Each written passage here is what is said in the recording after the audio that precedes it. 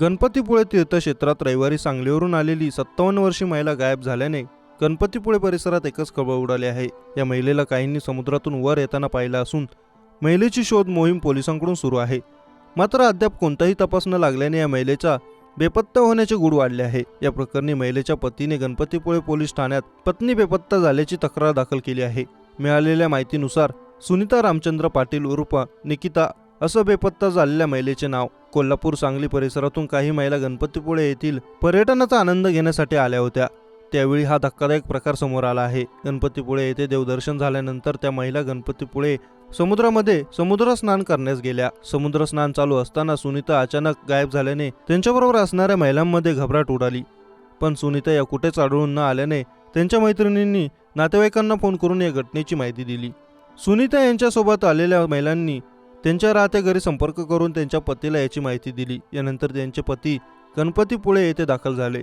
रामचंद्र आबा पाटील यांनी आपली पत्नी गणपतीपुळे समुद्रावरून गायब झाल्याची तक्रार पोलीस ठाण्यात नोंदवली आहे। दरम्यान रामचंद्र पाटील यांनी केलेला हा दुसरा विवाह असल्याची माहिती पोलीस तपासात समोर आली आहे।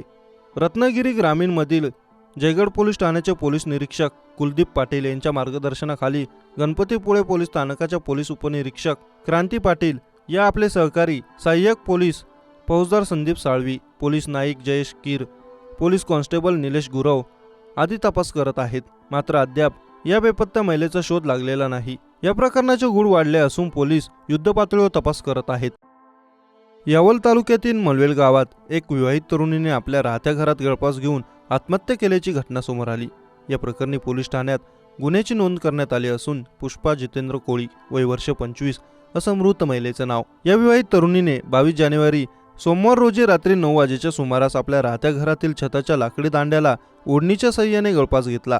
तिला बेशुद्ध अवस्थेत तात्काळ यावलच्या ग्रामीण रुग्णालयात उपचारासाठी आणले। त्यानंतर येथील वैद्यकीय अधिकारी यांनी पुष्पा कोळी यांना तपासून मृत घोषित केले। मयत तरुणीचा भाऊ देविदास जितेंद्र कोळी यांनी यावल पोलीस ठाण्यात खबर दिल्यावरून अकस्मात मृत्यूची नोंद करण्यात आली आहे। दरम्यान या प्रकरणी पुढील तपास पोलीस निरीक्षक राकेश मानगावकर यांच्या मार्गदर्शनाखाली police head constable Sikandar Tadvi हे करत आहेत। तरुणीने आत्महत्यासारखे टोकाचे पाऊल का उचलले याची माहिती मात्र मिळू शकली नाही। दरम्यान तरुणी मागील 3 वर्षांपासून आपल्या पतीपासून घटस्फोट घेऊन तिच्या माहेरी राहत होती। तरुणीने आत्महत्या केल्यामुळे गावात सर्वत्र हळहळ व्यक्त करण्यात येत आहे।